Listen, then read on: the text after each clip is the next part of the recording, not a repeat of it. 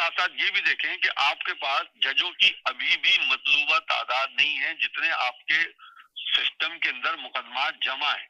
कितने लोग ऐसे हैं कि जिनकी 10-10 साल से पेशियां नहीं हुई, कितने ऐसे लोग हैं जिनकी सिर्फ छोटा सा जुर्म है, उनको 4 या 5 या 6 महीने या साल की सजा होनी थी, लेकिन उसके बावजूद वो 6-6 10-10 साल हो गए और उनके मुकदमा की आज तक सुनवाई नहीं है। हमें अपने सिस्टम को, हमें अपने अमाल को, हमें अपने किरदारों को रिव्यू करना पड़ेगा। हमें सोचना पड़ेगा कि हम ये सब कुछ कब तक कर सकते हैं और कब तक इस जुल्म और सितम से हम सरवाइव कर सकते हैं। जब तक हम इन तमाम चीजों पे नजरसानी नहीं करेंगे, जब तक अदलिया ने ये नहीं सोचेगी कि उनका अदालतों का काम या काजी का काम जो है वो इंसाफ फराम करना है, वो लोगों के अंदर तफर्रुका उनके अंदर पैदा करना उनका काम नहीं है। और जब आप उस चीज का, जो भी आपके कानून नाफिज करने वाले इदारे हों या सियासतदान हों या दूसरे इदारे हों, वो जब वो हल्फ उठाते हैं और कुरान पे हल्फ उठाते हैं, तो मुझे तो कोई भी उस कुरान की या उस हल्फ की पासदारी करता हुआ नजर नहीं आता। चाहे किसी भी शोबे से आप किसी को भी ले, उनके फैसले देख लें, उनके इक़दाम देख लें, उनकी सियासत देख हल्फ उठाते वक्त तो बड़े बड़े वो करते हैं कि जी हम इंसाफ ये करेंगे, हम फैसला इंसाफ पे करेंगे, मगर करता कोई भी नहीं है। इसीलिए आप देखिए ना कि क्या हाल हुआ है पाकिस्तान का निजाम अदलिया का। तो बिल्कुल ही आपने देखा ना, जिस तरह आपने मेंशन किए, बिल्कुल सही बात मेंशन की है कि अवाम के बारे में कोई नहीं सोचता। अब आप एक छोटी सी बात ही ले लें, ये जो अरमगान जो है जिसका केस चल रहा है पाकिस्तान के अंदर, अब आप सोचें कि पुलिस के ऊपर अब पुलिस से जवाब दे चाह रहे हैं कि वो कितना ज्यादा बड़ा मुजरिम बन चुका है, वो तो हर चीज में इन्वॉल्व था, हर चीज में। ये तो आपको पता ही होगा ना, आप बताएं जरा कितने कितने चीजों में इन्वॉल्व है, मगर अभी तक पुलिस मैं बार बार ये कहता हूं, अदालत में फैसला नहीं जा सका उसका। अक्सर जगह में ये जिक्र भी करता हूँ अपने दोस्तों में कि हम लोगों ने ना जी एक बहुत बेहतरीन निजाम अपनाया हुआ है कि सारा टारगेट जो है ना 4-5 शख्सियतों पे ले आए हम। हमारे मुंह से फला जमात, हमारे मुल्क से फला जमात, हम जरदारी, नवाज शरीफ, इमरान खान और 4 या 5 या 6 आदमियों को तो हम टारगेट कर लेते हैं ना। हम बड़े उससे कहते हैं कि इमरान खान का 300 कनाल का घर, हम ये कह रहे हैं जरदारी साहब का बिलावल हाउस और उनका जाती उमरा। नो डाउट कि ये सब कुछ है, लेकिन इसी मुल्क के अंदर ऐसे ऐसे लोग हैं जिनके घरों की मालियत 1-1 अरब रुपए से ज्यादा है, जिनके घरों में 400-400 करोड़ रुपए की गाड़ियां खड़ी हुई हैं, जहां अरमगान जैसे लोग, जहां साहिल हुसैन जैसे लोग हैं जो कह रहे हैं कि हमने 6.5 करोड़ रुपए की 2 साल के अंदर। अब आप देखें ना, पुलिस वालों से मायूसी हो रही है, इसको खत लिखा जा रहा है, अब देखिए ना अभी तक कोई फैसला नहीं है। मैं ये कह रहा हूँ कि हम ये क्यों नहीं देखते कि इन लोगों के असासे कैसे बन रहे हैं, इनके पास ये 1-1 अरब रुपए के घर कैसे। भाई आप एक लम्हे के लिए कहें कि इमरान खान ने जनाब पूरी जिंदगी क्रिकेट में गुजारी तो उसने 300 कनाल का घर ले लिया, या जरदारी इतने साल से हुकूमत कर रहा है, उसने पैसे बना के घर बना लिया, इमरान नवाज शरीफ ने इतने से बना लिया, लेकिन बकिया लोगों का भी तो कोई तसाब करे कि आपके पास जो 5-5 करोड़ रुपए की गाड़ियां आ रही हैं, आपके पास जो 65-65, 80-80 करोड़ रुपए के घर हैं, ये महलात हैं, इनकी जराए आमदनी क्या है? असल में हमारे तमाम एक बड़े तबके ने अपनी बचाव के लिए टारगेट जो है ना कुछ सामने की नरम चीजों को बनाया हुआ है, जिसे सॉफ्ट टारगेट आप कहते हैं ना। सॉफ्ट टारगेट बहुत आसान है कि आप अभी फौरन ये कह देंगे जनाब, जैसे परसों बात हो रही थी थोड़े दिन पहले कि मरियम नवाज ने इतने करोड़ रुपए का, इतने लाख रुपए का सूट पहना है, ये तो बहुत आसान है ना, क्योंकि उसकी फोटो है या वो मीडिया पे एक आम आदमी के मुकाबले में ज्यादा है।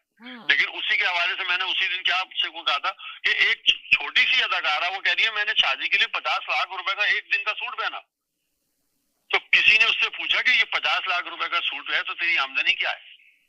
4 घंटे के लिए, 5 घंटे के लिए अगर आप 50 लाख रुपए का सूट पहन रहे हैं, या आप सिर्फ शादी की तकरीब के लिए 330 करोड़ रुपए और 40 करोड़ रुपए खर्च कर रहे हैं, तो भाई ये तुम्हारे पास ही कहां से आ रहा है?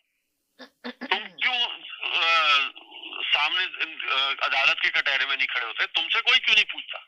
क्योंकि बकिया लोगों ने एक दूसरे को प्रोटेक्ट करने के बाद सॉफ्ट टारगेट इन 8-10 शख्सियात को बनाया हुआ जी। सिस्टम को रिव्यू करना पड़ेगा, आपको लोगों को समझना पड़ेगा कि अगर हमने पाकिस्तान की बका चाहते हैं, अगर हम पाकिस्तान में रहना चाहते हैं और एक आजाद मुल्क में रहना चाहते हैं, हम और आप इस वक्त देखें कुछ बहुत से लोग जो दूसरे ममालिक में रहते हैं, उनके दिलों से पूछें क्या वो अपने अब जो मौजूदा सूरत हाल है, क्या वहां पे अपने आप को आजाद महसूस कर रहे हो? सही कह रहे हैं।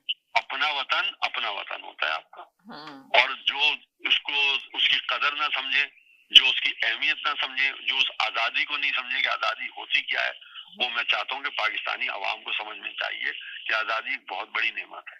अगर आप उसको अपने हाथों से गंवा देंगे, आजाद नहीं है तो समझिए मुल्क के अंदर किस तरह बेहतरी की तरफ लेकर आएंगे, किस तरह मुल्क को सही तरीके से चलाएंगे। हालात तो दिन पे दिन देखे ना मुल्क के बेहतरी की तरफ जाने के बजाय खराबी हो रहा है। आपने देख रहे हैं मीडिया पे क्या हो रहा है। अभी वो कह रहे हैं कि जी पाकिस्तान में तहरीक स्टार्ट हो चुकी है, इंशाल्लाह रमजान के बाद, ईद के बाद, अब दिन ही कितने रह गए, ईद के बाद हम निकलेंगे बाहर, धमाधम बस का अंदर करेंगे और इंसाफ दिलाएंगे, इमरान खान को बाहर लेकर आएंगे। तो क्या ये इनका ख्वाब है या हकीकत भी है इसके अंदर? आपको क्या लगता है क्या करेंगे ये लोग ईद के बाद? अब तो 4-5 समझे ज्यादा टाइम नहीं है, मंडे की ईद होगी पाकिस्तान के अंदर, तो समझ ले थोड़े से दिन रह गए। तो ईद के बाद क्या मुल्क में वही खून खराबा होने वाले के चांसेस नजर आ रहे हैं, वही दहशतगर्दी और परवान चढ़ेगी और बढ़ेगी? जो हम बात करेंगे दहशतगर्दी को किस तरह रोक सकते हैं, हुकूमत तो अभी नाकाम है। अगर पीटीआई के तमाम कारकुन सीरियस होकर जिस तरह की बातें कर रहे हैं तो वो बाहर निकलेंगे तो फिर हुकूमत क्या अंजाम देगी? ये मसला ये है कि ये जो भी आपने असल लफ्ज का ना, अगर, ये एक बहुत बड़ा जुमला है। अगर जी सारी बात जो चल रही है ना इस अगर के ऊपर है, और ये अभी तक ये अगर जो है ना वो कामयाब नहीं हो सकी। चले साजिद भाई को ले लें इस पे थोड़ी देर के लिए। जी साजिद भाई बोले। जी बिल्कुल। हेलो समीना, तमाम सुनने देखने वालों को मेरा सलाम। हाँ जी। पहले तो मैं जो चांद रात का आपका मेला है, पहले मैं उसके बारे में बात थोड़ी सी करना चाहूंगा कि समीना, मैं यानी काफी देसी स्टोरों में गया हूँ पिछले दिनों में, तो हर जगह आपके फ्लायर मैंने देखे वहाँ पे, और मुझे उम्मीद है हर साल की तरह, जैसे 4-5 साल से तो मैं भी अटेंड कर रहा हूँ, और जिस तरह लोगों का जमना कबीर होता है आपके यहाँ, इसी तरीके से इंशाल्लाह उम्मीद है कि इस साल भी आपका उससे और अच्छा होगा। मगर आप ये जो बात कह रही हैं कि चांद रात, मैं तो कहूँगा भाई लोग चांद रात का इंतजार ना करें, क्योंकि बहुत सी चीजें समीना आपको पता है एंड टाइम पे नहीं मिलती हैं। राइट, वो 28 का है ना हमारा, फ्राइडे को पहुंचे सारे के सारे। जी, तो वही मैं आपसे कह रहा हूँ कि फ्राइडे को लोग फ्राइडे को भी उसी तादाद में शिरकत करें, क्योंकि वहाँ पे जो मजा एंटरटेनमेंट आप देती हैं उसमें तो कोई शक ही नहीं है जी। तो ये चीज हो गई है। अच्छा, दूसरी चीज मैं ये कह रहा था समीना, बात कर लेते हैं सियासत के ऊपर। सियासत के ऊपर समीना देखें, अभी मैं आप जो बात कर रही हैं अदालत की, आज आप अदालत का फैसला तो आने वाला है। आज आप देख लीजिए एक नया कानून पाकिस्तान में पास हो रहा है, जो पूरी दुनिया में, क्या मैं कह रहा हूँ, चिड़ियाघर या पागल खाने में वो कानून नहीं होगा। वो कानून क्या है कि इमरान खान से अगर कोई मुलाकात करके आएगा तो वो बाहर आके वो मुलाकात के अल्फाज नहीं बताएगा जी, और ना किसी टॉक शो में बताएगा जी नहीं, हाँ जी, वो बात नहीं करेगा, इसलिए कि वो झूठी खबरें बता रहा है आके जी। अकॉर्डिंग टू गवर्नमेंट की वो झूठी खबरें होती हैं। तो क्या इमरान खान की आवाज को बंद करके गवर्नमेंट बहुत मुतमईन हो जाएगी? वो तो एक तरह से एक आवाज ही बिल्कुल बंद कर रहा है ना, कि उसके बारे में कोई बात ही नहीं की जाए। पता नहीं क्या क्या करने की कोशिश कर रहे हैं, मगर मुझे लग रहा है नहीं लग रहा है कि काम होंगे। आपको क्या लगता है? अच्छा बताएं साजिद भाई कि कामयाब होगी हुकूमत की इस तरह की? सही कह रहे हैं कि ये बात भी मैं सुन रही थी कि अगर ये सिर्फ आवाजें ही बंद करना चाहती है तो ये फिर किस तरह हुकूमत चलाएगी अपनी हुकूमत? सिर्फ एक शख्स के पीछे ही इर्द गिर्द घूम रही है इसकी हुकूमत। देखिए हुकूमत पूरी तरीके से चाह रही है कि एक सेकंड रजिया भाजी जरा मैसेंजर पे आई है, इनको पूछती हूँ। हेलो अस्सलाम वालेकुम। जी वालेकुम सलाम। तबीयत ठीक है आपकी? मैं 15 दिन से हॉस्पिटल में एडमिट हूँ और मैं आपको रोज फोन कर रही हूँ, मगर आपका फोन आंसर नहीं हो रहा। ओह माय गॉड, क्या हुआ आपको? खैरियत? मैं पाकिस्तान से आई थी तो वहाँ से एक तोहफा ले आई, बैक्टीरिया था कोई, उसने मुझे पूरा डेड कर दिया। मुझे 5 दिन में तो होश आया, इसीलिए मैं बात करना चाह रही थी। हाँ, इसीलिए मैंने फौरन लिया। मैसेंजर पे क्यों कर रही थी? फोन पे करती ना, मैसेंजर आपका मिलता ही नहीं। मैं आपको कॉल करती हूँ, आपका नहीं जा रहा फोन आंसर, इसलिए कि हॉस्पिटल में मुझे सिग्नल नहीं है आपके साथ, सिग्नल नहीं होंगे वहाँ पे। खराब हो गया था है? तो मेरा फोन खराब हो गया था, तो फिर मुझे मजबूरन उससे करना पड़ रहा था। ओहो, तभी तो आपसे कांटेक्ट नहीं हो रहा था, वरना मैं आपके फोन को रिप्लाई कर रही थी मगर मिल नहीं रहा था। अभी आपका आया इसके अंदर स्टूडियो के नंबर पे, तो मैंने फौरन रोका कि जरूर कोई ना कोई इमरजेंसी है जो फोन किया। जी बोलिए, कैसी तबीयत है अब आपकी? मैं अब अल्लाह का शुक्र है, उससे उसके ये मेरी किडनी खराब हो गई, मेरा हार्ट जो है वो ब्लॉकेज हो गए, कल मेरी एंजियोग्राफी है, इतना कुछ मुझे हो गया। अल्लाह, अल्लाह ताला आपको सेहत दे, तंदुरुस्ती दे, जिंदगी दे। दुआओं की दरखास्त है, प्लीज जितने भी लोग देख रहे सुनने वाले हैं, जरूर दुआ करें। रमजान का मुबारक महीना है, इस महीने में सबकी दुआएं, मैं भी आपको हमेशा दुआओं में याद रखती हूँ, और अल्लाह ताला सबसे मैं रिक्वेस्ट करती हूँ आप इनके लिए जरूर दुआ बहुत करें। शुक्रिया समीना, बहुत शुक्रिया। तमाम देखने और सुनने वाले यकीन करें, इनसे दिल के लिए दिल की गहराइयों से इनकी दुआ करें। बहुत अच्छी लेडीज हैं और बहुत लोगों की हेल्प करती हैं, हेल्पफुल है। अल्लाह ताला इनको जिंदगी, सेहत दे, तंदुरुस्ती दे, इनकी सारी बीमारियों से इनको छुटकारा दिलाए और ये सेहतमंद होकर अपने घर वापस आए। ईद अपने बच्चों, अपनी फैमिली के साथ करें, हमारी दुआ इनके साथ है। जी बहुत शुक्रिया बेटा, बहुत शुक्रिया, थैंक यू सो मच। अल्लाह ताला आपको सेहत तंदुरुस्ती दे। फोन जल्द से जल्द अपना लें ताकि आपसे कांटेक्ट हो सके। ठीक है ठीक है, ओके। मैसेंजर पे कांटेक्ट नहीं होता, इसलिए कह रही हूँ फोन ले ले अपना। ओके ओके, अल्लाह हाफिज। अल्लाह हाफिज। चलिए साजिद भाई, करें कंटिन्यू।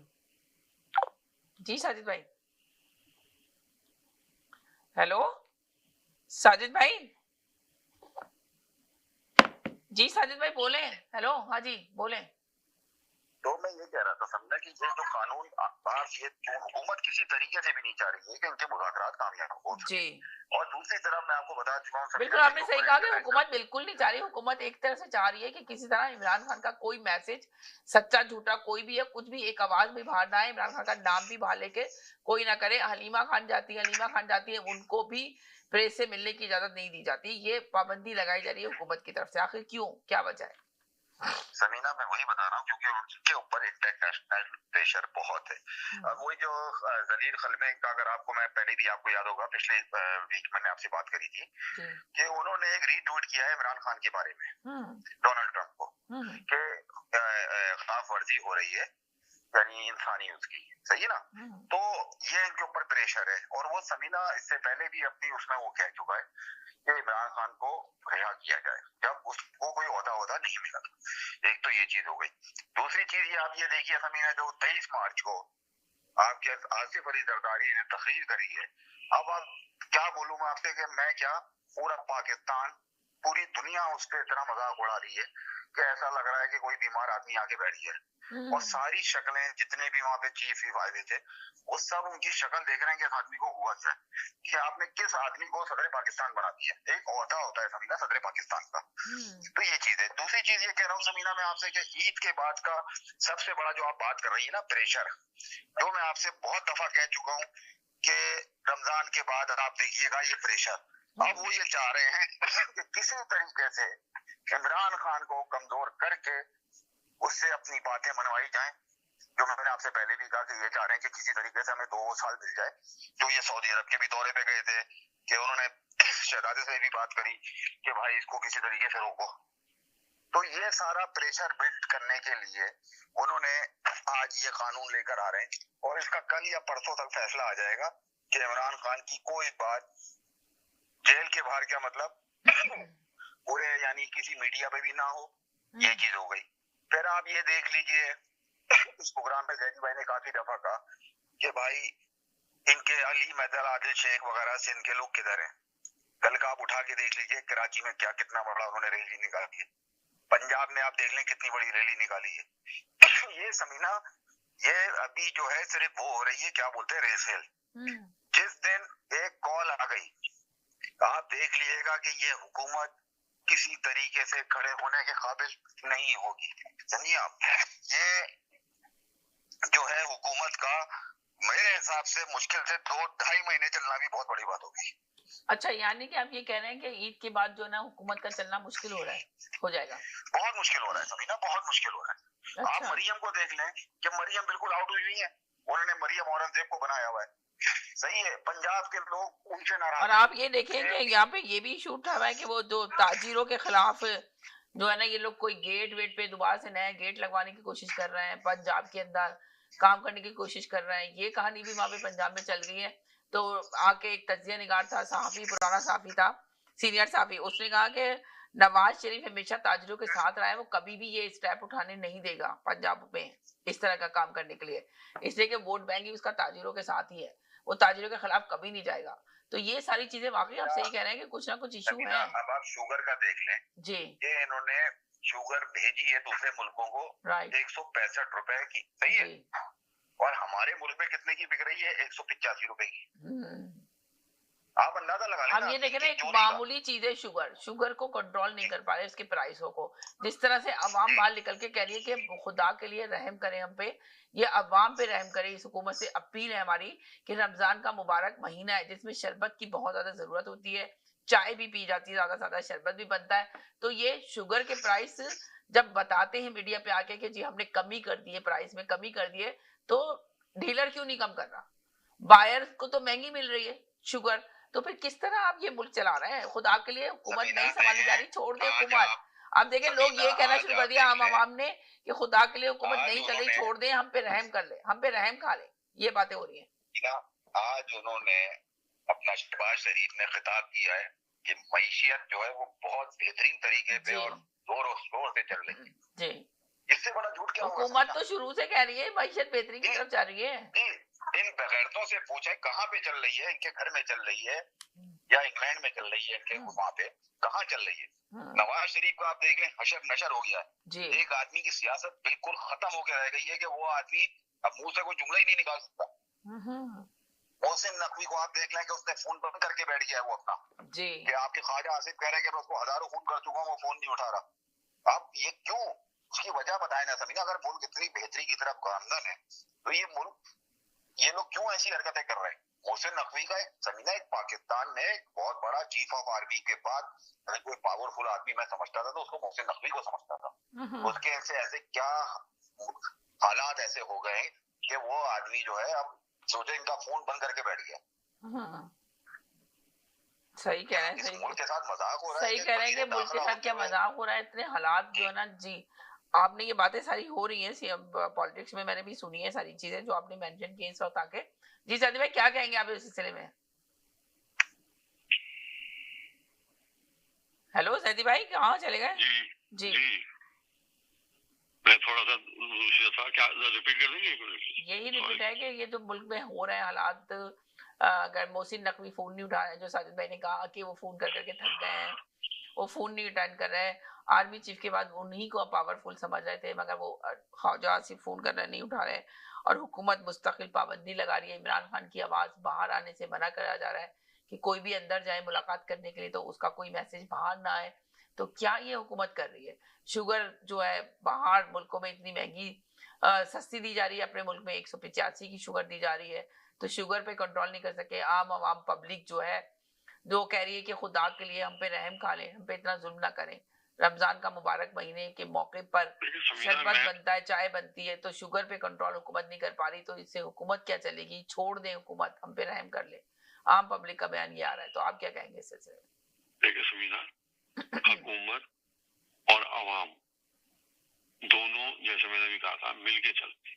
हुकूमत का किरदार है कि चीनी की कीमतों को एक्स मिल रेट के ऊपर काबू रखना, और जनरल आवाम का किरदार है कि उसको जखीरा अंदोजी नहीं करें, उसको इस तरीके से कम से कम माह रमजान में तो एहतियात करें ना। रमजान के महीने में सारी जिंदगी भर का या पूरे साल भर का मुनाफा कमाने की जो दौड़ है, ये जो जंग है, ये मसनूई आपके अंदर हर चीज की किल्लत पैदा करके और उसकी कीमतें आसमानों तक ले जाते हैं। इसमें मिल मालिकान भी हैं, इसमें जखीरा अंदोज भी हैं, इसमें छोटे कारोबार भी हैं। हर शख्स जो है, जो रातों रात अमीर बनने की दौड़ में अगर आप लग जाएं तो फिर इस तरीके की चीजें नहीं चलती, फिर ऐसे मुल्क नहीं चलते। अफसोस का मुकाम ये है कि हम जो है वो रातों रात अमीर बनने की जो जंग के अंदर मसरूफ हो गए ना, तो उसमें हम ये नहीं देख रहे हैं कि हम इसको क्या खिला रहे हैं, क्या पका रहे हैं, कैसे कमा रहे हैं, कहाँ कमा रहे हैं, जायज है या नहीं है, हलाल है या नहीं है। वो तमाम चीजें जो है ना वो माजी का एक हिस्सा बन गई जी। अब कोई ये सोचने के लिए तैयार नहीं है कि ये जो लोगों को राशन बांट रहा है ये सदके का पैसा है, खैरात का पैसा है, मुस्तहिकों के लिए है, लेकिन साहिब हैसियत लोग भी लाइनों में खड़े होकर वो राशन जमा कर रहे होते हैं, वो चीजें ले रहे होते हैं। या अफ्तारियों में बैठे होते हैं या घर से बाहर बैठे हुए अफ्तारियां कर रहे होते हैं।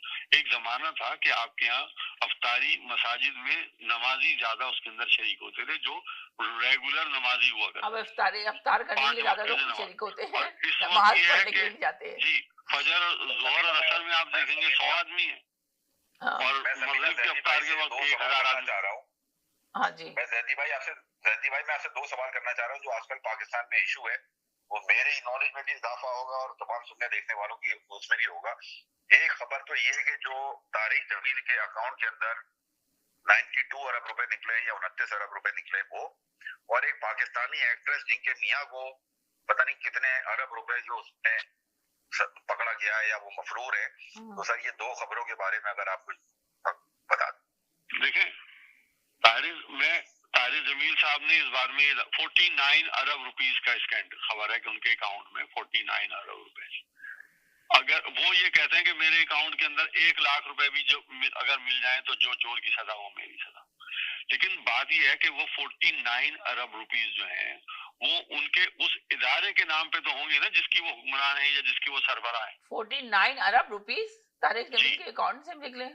उनके उनके जो भी जिस इदारे के नाम से वो काम करते हैं ना, जो इदारा उन्होंने बनाया हुआ है इस्लाम के नाम पे, तालीम के नाम पे, दर्स के नाम पे, तो उसके अकाउंट में है। तो वो जमा क्यों हो रहा है, वो खर्च क्यों नहीं हो रहा है जी? वो 49 अरब रुपए जमा करके आप क्या कर रहे हैं?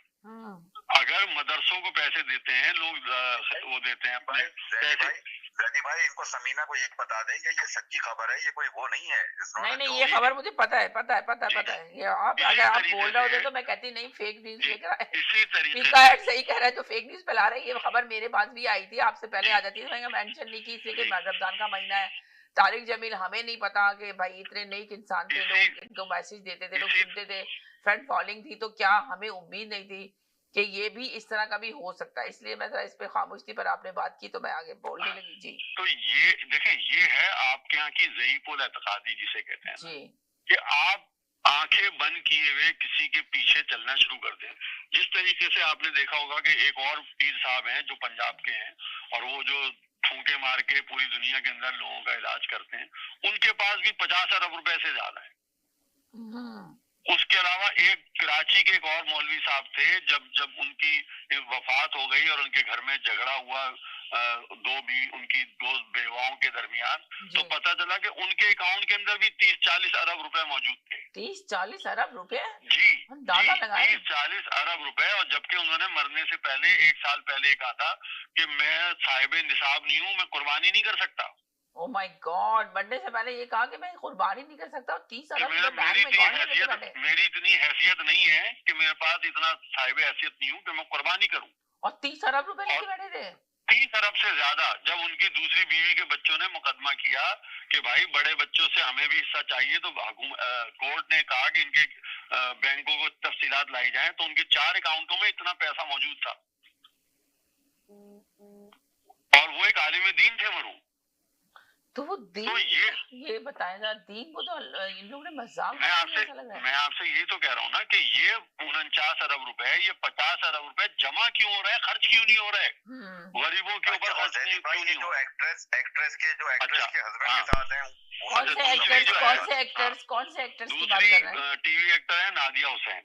उनके शौहर भी अभी गिरफ्तार हुए हैं। वो जिस इदारे में काम करते थे उस इदारे से वो पैसे निकाल के अपने अकाउंट में ट्रांसफर करते थे और उसके जरिए आगे वो लोगों को फंडिंग करते थे। उन्होंने 1 अरब 60 करोड़ रुपए या 1 अरब 80 करोड़ रुपए उस बैंक अपनी कंपनी से निकाले थे और उसको आगे अपनी सब कंपनी के तौर पे लोगों को कर्जों पे दिया और उनको कारोबार में लगाया। उन्होंने उसमें से एक बड़ी तादाद मुनाफे के साथ अपनी कंपनी में तो वापस की, लेकिन अभी भी उस कंपनी के 50 या 65 करोड़ रुपए के वो डिफॉल्टर हैं अभी भी। तो गिरफ्तार कर लिया उनके हस्बैंड को? जी, वो गिरफ्तार हैं, FIA के ने उनको गिरफ्तार कर लिया है। तो मैं यही तो कह रहा हूँ कि ऐसे छोटे छोटे लोग आपको पाकिस्तान में सैकड़ों मिल जाएंगे। हमारी नजरें जो है ना वो वही सॉफ्ट लोगों के ऊपर है जो सॉफ्ट टारगेट हमने बनाया हुआ है। हमारा माशरा, हमारा सिस्टम इतना घूम चुका है कि वहां पे हर शख्स कहीं ना कहीं किसी तरीके से एक अरबपति और करोड़पति बैठा हुआ है। लेकिन अगर आप उससे कहेंगे कि 2 रुपए टैक्स के ना, सिर्फ एक जगह की मैं बता रहा हूँ, छोटा सा, तो ये नादिया हसन के जो था, तो ये इन्होंने कंपनी बनाई थी नादिया हसन के नहीं, ये किसी फाइनेंशियल कंपनी के अंदर काम करते थे। तो फिर इनके ऊपर क्यों इल्जाम आ गया? उस कंपनी से इन्होंने पैसे निकाल के, उस कंपनी के अकाउंट में पैसे निकाल के अपने प्राइवेट अकाउंट में, अच्छा, अपने पर्सनल अकाउंट में डाल दिए उन्होंने पैसे निकाल के, और फिर वो प्राइवेट पैसे लेके दूसरे लोगों को कर्जों पे देते थे और सूद के साथ वापस लेते थे उनसे। कहीं वो अपना शेयर खरीदते थे, कहीं किसी और मुनाफे में लगाते थे, और उसका मुनाफा अपने पास रख के और कुछ मुनाफा वापस उस बैंक, उस इदारे में डाल दिया करते थे। तो ये मैं आपसे कह रहा हूँ कि ये एक सिर्फ कराची में एक जगह की बता रहा हूँ मैं आपके, जहाँ पे 470 चिंची रिक्शा चलते हैं, और वो रिक्शा वाला बताता है कि हर फेरे पे हम उस जो वहाँ पे कॉन्ट्रैक्टर खड़ा हुआ है उसको 100 रुपए देते हैं हम। अब अगर उसने दिन के अंदर 10 या 12 या 5 फेरे लगा लिए तो 500 रुपए रोज दे रहा है। तो 470 आदमी अगर 500 रुपए रोज दे रहे हैं तो वो लाखों रुपए लोग कौन ले रहे हैं? ये कौन लोगों के पास जा रहा है? किन के महल बन रहे हैं? कहाँ है हमारी इंतजामिया? कहाँ है हमारे कानून नाफिज करने वाले इदारे? चिन चल रही है, अंदाजा लगाए। जो गरीब है बेचारी वो पिस रहा है, जो अमीर है तो, और जो गरीब, जिस गरीब को लोग राशन देना चाहते हैं, जिस गरीब को लोग अफ्तार देना चाहते हैं, उसका हक भी ये लोग छीन लेते हैं। उसको भी लोग नहीं लेने दे रहे बेचारे को जी। अगर वो जो सफेद पोश है, वो बेचारा सफेद पोश है, वो घर के अंदर एक पानी के गिलास से अफ्तार कर रहा है, और जिनको जो ताकतवर हैं और जो खाने वाले हैं वो लोगों का हिस्सा ले लेके खा जाते हैं जी। चलिए जी, कहीं नहीं जाएगा, मैं साथ रहेगा। छोटे से ब्रेक की तरफ जानी, ब्रेक के बाद वापस आती हूँ। ब्रेक ही तो मैंने कहा ब्रेक की तरफ तो जाऊं जी, ब्रेक की तरफ जा रही हूँ, ब्रेक के बाद वापस आती हूँ, साथ रहें। मार्क कार्नी वर्षों से ट्रूडो के लिबरल सलाहकार रहे हैं। कार्बन टैक्स कार्नी ने ट्रूडो को आपके भोजन पर टैक्स लगाने, घरों के खर्चे को दुगना करने और कार्बन टैक्स को 61 सेंट प्रति लीटर तक बढ़ाने में मदद की है। मार्क कार्नी बिल्कुल जस्टिन जैसा है। यदि कार्नी जीतता है तो कनाडा हार जाएगा। अगर आपको दुबई या मिडल ईस्ट नुमा ज़ेवरात की तलाश है तो आपको दूर जाने की बिल्कुल जरूरत नहीं। आज ही हमारे मिसिसागा रिचवे स्टोर तशरीफ लाइए। अल करम ज्वेलर्स। हमारे पास सोने के बेहतरीन कंगन, कड़े, झुमके, हार और सोने के सेट्स भी दस्तयाब हैं। शादी हो या मेहंदी या कोई भी फंक्शन, आपकी पसंद के तमाम जेवरात आपको हमारे स्टोर में मौजूद मिलेंगे। आज ही हमारे स्टोर पर तशरीफ लाइए। अल करम jewellers, 3465 platinum drive, unit 99, Mississauga, या फिर कॉल करें 905-828-0009। अल करम ज्वेलर्स, फरमाइश आपकी, गारंटी हमारी। HK Movers, home, offices, apartments and delivery, big or small, we move it all. HK Movers. Local and long distance, we also ship cars, Keller Transport and moving services. For service with a smile, give us a call. Call Mr. Harminder 416-524-6704. 416-524-6704 पे. Visit 140 Advance Boulevard, Unit number 10, Brampton. Long distance moving specialist. HK Movers. HK Movers. चले ईद बाजार, चलो चले ईद बाजार, चूड़ियां झुमके जूते पान लगाए, मेहंदी ले सामान, लेडीज जेंट्स कपड़े सूट, शेरवानी और सैंडल बूट, सुर्खी पाउडर और सिंगार, फ्री एंट्री इस बाजार, चीज मयारी सस्ते दाम, वहाँ की हर शे आए काम, आओ चले चलो चले। Eid Bazaar, presented by Avaz Entertainment and PGA International at Galaxy Grand Convention Center, Brampton, on March 28th, 29th and Chand Raat March 30th. आना मत भूलिएगा, हम आपके मुंतज़िर रहेंगे। Engage in CCTV security cameras, doorbell video and alarm system installation since last 20 years in Toronto. Certified team of professionals serving Ontario completed many residential and commercial projects successfully. High-ranking reviews on Google, Better Business Bureau and Home Stars. 100% satisfaction guaranteed. For free estimate, call Firoz Khan at 647-504-8325 or visit ACN Technology, gateway of communication. Dixie Electronics or Appliances, जहां आपकी तमाम electronics और appliances की जरूरियात पूरी होंगी। हमारे पास आपको हर टॉप ब्रांड मौजूद मिलेगा, चाहे वो वर्लपूल हो या LG, सैमसंग हो या जनरल इलेक्ट्रिक्स। हम इन सब के ऑथराइज्ड डीलर हैं। आइए और हमसे 5 स्टार खिदमत का लुत्फ उठाइए। हम आपको तमाम अप्लायंसेस सबसे बेहतर और सस्ते दामों पर फराहम करेंगे, ये हमारी गारंटी है। विजिट आवर वेबसाइट www.dixieelectronics.ca या फिर हमें कॉल कीजिए 905-625-5900. At Dixie Electronics and Appliances, we sell quality and deliver confidence. Afshin's Beauty Studio. Enjoy 30% off on your first visit for the renowned Oxygen Facial, Canada's #1 facial. Other premium services include basic to advanced facials, including dermaplaning, twist microneedling and nano infusion, hydro glow facial, microdermabrasion, chemical peel treatments, Celema LED therapy, haircuts, hair color, highlights and balayage, keratin smoothing and hair botox, nanoplastia and all-plaques treatment, protein treatments, hair extensions, eyebrows threading and waxing. Afshin's Beauty Studio. Elevate your beauty with our premium services in our home-based ladies-only spa and salon. Book an appointment or a free consultation at 647-739-0322. Look good. Feel better. More than 10 million people worldwide are living with Parkinson's disease, a relentless neurological condition that affects their movement, their thinking, and every aspect of their life. Every 6 minutes, someone somewhere in the world hears the life-changing words, "You have Parkinson's." This diagnosis forever alters not only their life, but also the lives of their families. But the challenges of Parkinson's go far beyond the physical symptoms. For millions, the cost of treatment is simply unaffordable. Imagine being forced to choose between managing your illness and feeding your children. This is the harsh reality for many. Especially in low-income countries, the situation is devastating. Millions are left untreated, their symptoms worsening with every passing day. For some, the cost of a single bottle of medication is more than their entire monthly income. There is no cure for Parkinson's. But there is hope. Organizations like the World Parkinson's Program are stepping in where the system falls short, providing life-saving medication, mobility aids, and education to those who would otherwise go without. But this hope depends on you. For just $40 a month, you can provide life-changing medication to a Parkinson's patient, giving them the strength to face another day. Thank you, World Parkinson Program, and continues to help all persons with Parkinson in Africa. Thank you. Visit the World Parkinson's Program website today. Be the reason someone with Parkinson's can take their next step. जी नाज़रीन, हम गए थे छोटे से break की तरफ। Break के बाद वापस आए। आपको बहुत एक अफसोस की बात है, आपने नाम सुना है फरखान साहब का, जो फरखान भाई मीडिया में बहुत बड़ा नाम था उनका, और जो आपके सामने पॉडकास्ट हमारे चैनल पे आप देखते थे, बड़े बड़े प्रोग्राम करते थे, वो बड़े अफसोस के साथ कहना पड़ रहा है कि कल उनका इंतकाल हो गया। तो आप लोगों से अपील है कि उनके लिए दुआएं जरूर कीजिएगा।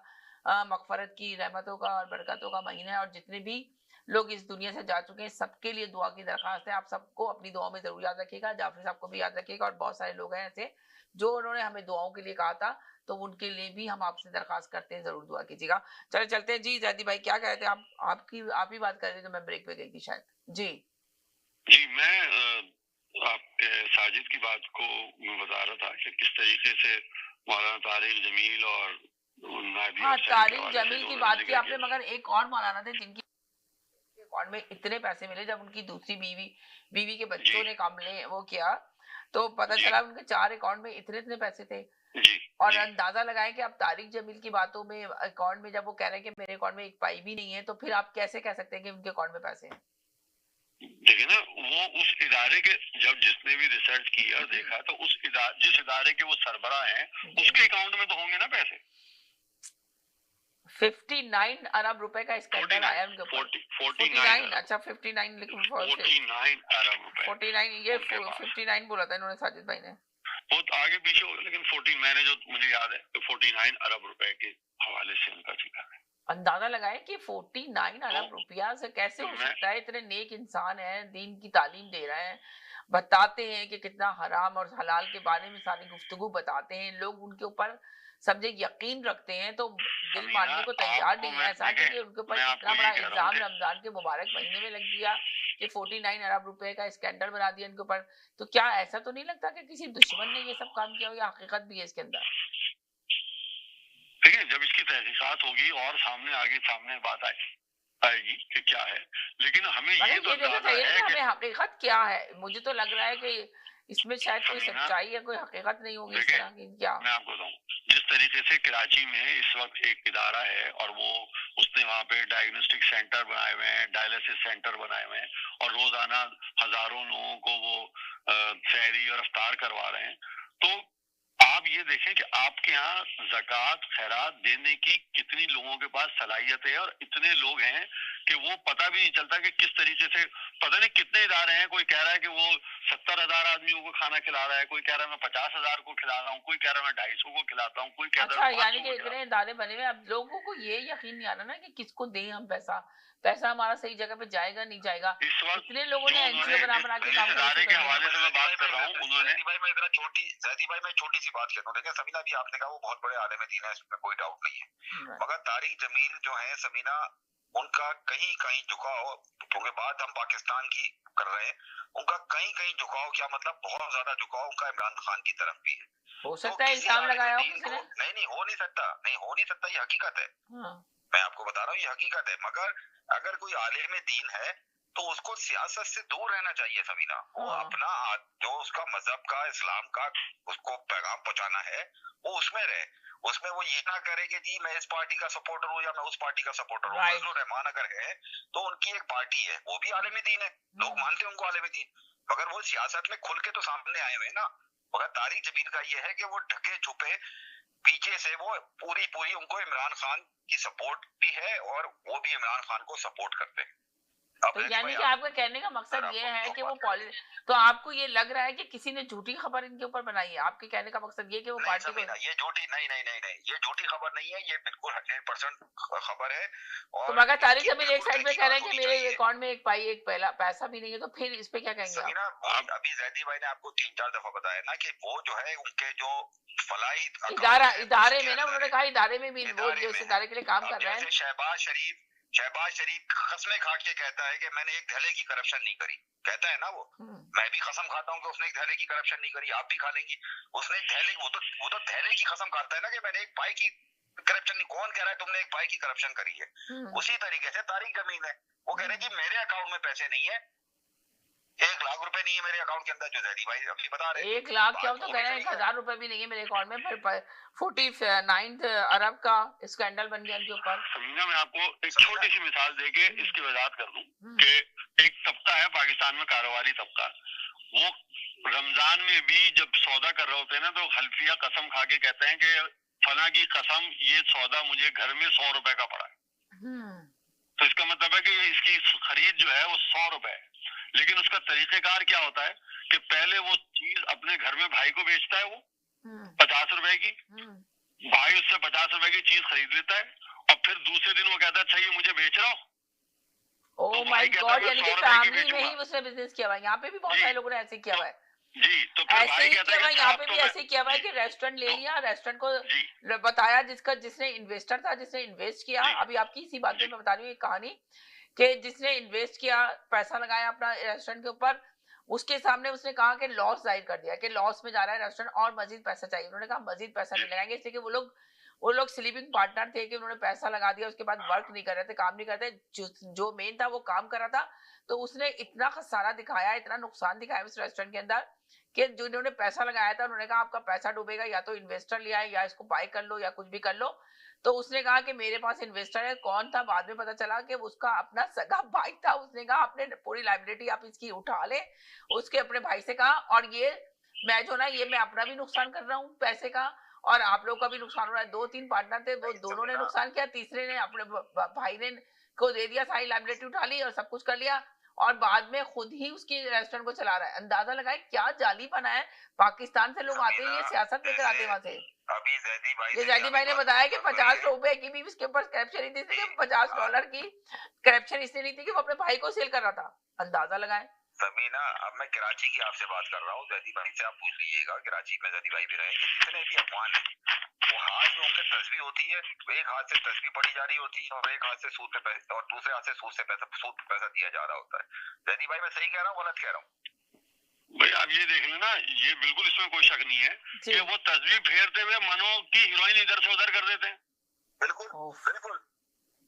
वो तस्वीर फेरते हुए नारा तकबीर का कलमा लगाते हुए जो गोलियां मारी हैं बलूचिस्तान में लोगों को, और दूसरे लोगों को जो शनाख्ती कार्ड देख के गोलियां मारते हैं, सर काटते हैं, वो भी तो यही नारे लगा रहे होते हैं। अल्लाह अकबर कह के गोलियां चला रहे होते हैं। पता नहीं लगता है लोगों का जमीर सो गया है, क्यों इस तरह की हरकतें करते हैं। अब देखिए आपने बताया ये बात, वाकई में इसमें बिल्कुल सच्चाई है। ये तो हकीकत में तो स्टोरी आपके सामने शेयर की है कि ये तो हकीकत में यहाँ पे हुई है ये कहानी इस तरह। ये बिजनेसमैन जो है, फिर मैं यही कहूंगा, मैं फिर यही बात कहूंगा, तारिक जमील जो है उनको मौलाना से अब वो हटके वो दूसरी, अब वो उनमें कुछ जरा हजारों उनके फॉलोअर हैं, मगर उनमें अब जरा चेंज आया है। वो पहले वाले तारिक जमील नहीं रहे जो पहले एक जमाने में होते थे। जिस तरह आपको याद होगा ये है आपके उसका तो देखे तारिक जमील का एक बेचारा जवान बेटा भी चला गया था दुनिया से, उसका भी अफसोस करते हैं हम लोग। बिल्कुल उसका भी अफसोस करते हैं, बिल्कुल।